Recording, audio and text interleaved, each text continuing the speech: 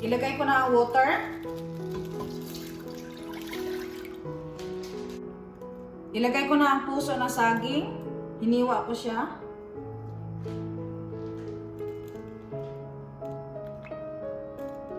Takpan lang.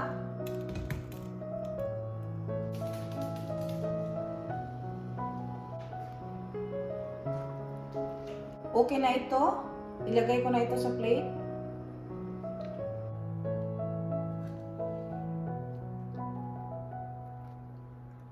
Tagalin natin ito, yung matigas.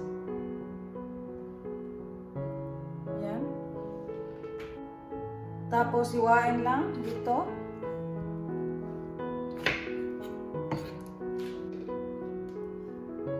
Ito na lang yung natira niya kasi tinanggal natin yung matigas.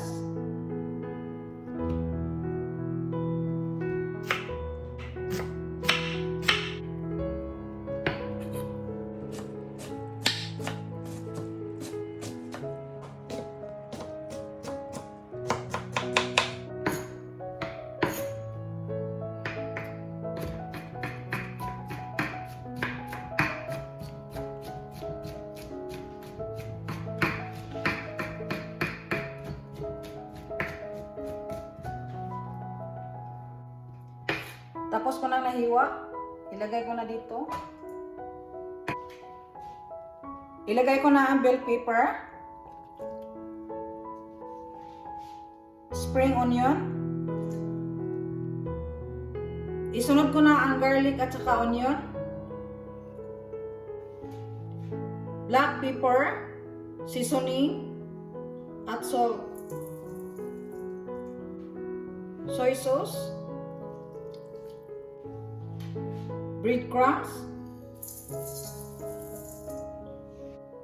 eggs, i-mix lang.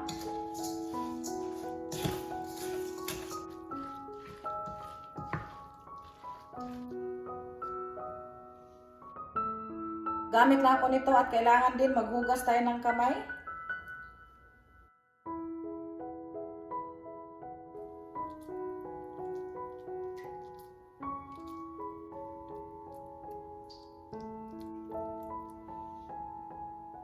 Tapos ilagay ko dito.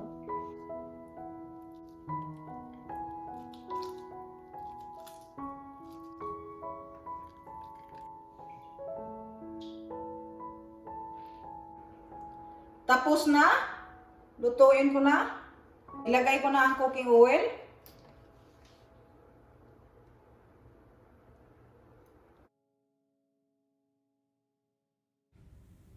Mainit na ang mantika.